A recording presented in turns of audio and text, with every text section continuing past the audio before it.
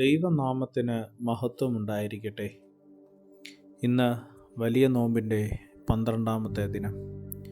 കാൽവറിയിലേക്കുള്ളതായ നമ്മുടെ യാത്രയുടെ 12-ാമത്തെ ചവിട്ടുപടിയും നാം ചവിട്ടിക്കഴിഞ്ഞു.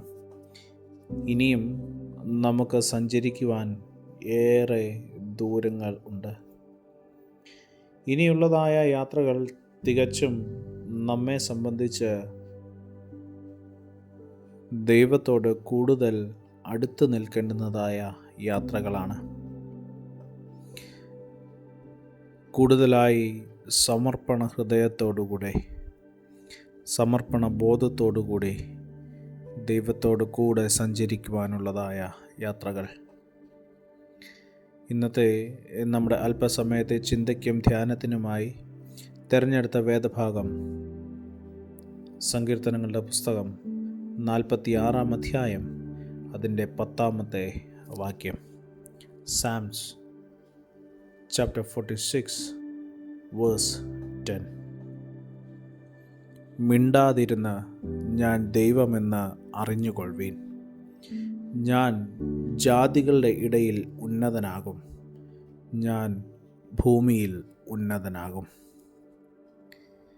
വലിയ നോമ്പിൻ്റെ 12-ാമത്തെ ദിനം നമ്മെ നിശബ്ദതയുടെ ആത്മീയ അനുഭവത്തിലേക്ക് ക്ഷണിക്കുകയാണ്. ഇന്ന് ലോകം ശബ്ദങ്ങളാൽ നിറഞ്ഞിരിക്കുന്നു. വാർത്തകൾ, അഭിപ്രായങ്ങൾ, തിരക്കുകൾ, ഉത്തരവാദിത്വങ്ങൾ, അങ്ങനെ എല്ലാം. ഈ ശബ്ദങ്ങളിൽ ദൈവത്തിൻ്റെ ശബ്ദം നാം കേൾക്കുന്നുണ്ടോ എന്ന് നാം ഒന്ന് ശ്രദ്ധിക്കണം. ദൈവത്തെ അറിയുന്നത് അറിവിലൂടെ മാത്രമല്ല, നിശബ്ദതയുടെ അനുഭവത്തിലൂടെയാണ്. നാം മിണ്ടാതിരിക്കുമ്പോൾ ദൈവം സംസാരിക്കുന്നു. നാം നിശ്ചലരാകുമ്പോൾ ദൈവം പ്രവർത്തിക്കുന്നു. ഈ വലിയ നോമ്പ് വെറും ചെയ്യുവാനുള്ള കാര്യങ്ങളുടെ പട്ടികയല്ല, പിന്നെയോ അത് ഇരിക്കുവാൻ പഠിക്കുന്ന കാലമാണ്. ദൈവത്തിൻ്റെ സന്നിധിയിൽ ഇരിക്കുവാൻ പഠിപ്പിക്കുന്നതായ കാലം. ഇന്ന് നമുക്ക് ചില നിമിഷങ്ങൾ ഒന്ന് മാറ്റിവെക്കാം.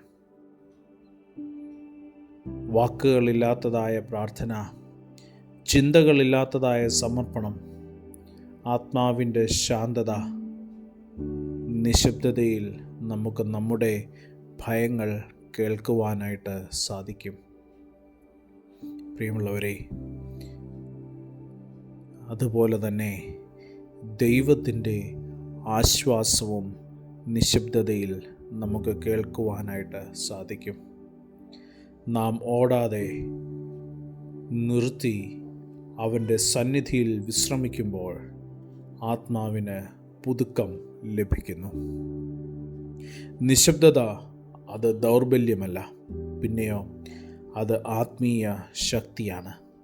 ദൈവത്തെ അറിയുന്ന ഹൃദയം ശാന്തമാകും. ശാന്തമുള്ള ഹൃദയത്തോടുകൂടെ ഈ നോമ്പ് കാലത്തിൽ ദൈവത്തോട് ചേർന്ന് നമുക്കും സഞ്ചരിക്കാം. കണ്ണുകളെ അടയ്ക്കാം, പ്രാർത്ഥിക്കാം.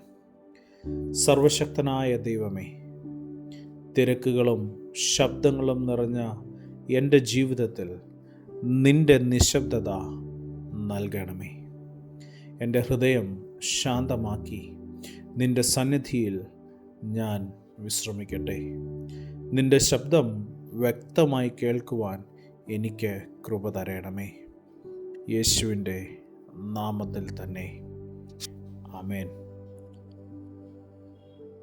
സ്നേഹത്തോടെ, ജോയൽ അച്ഛൻ.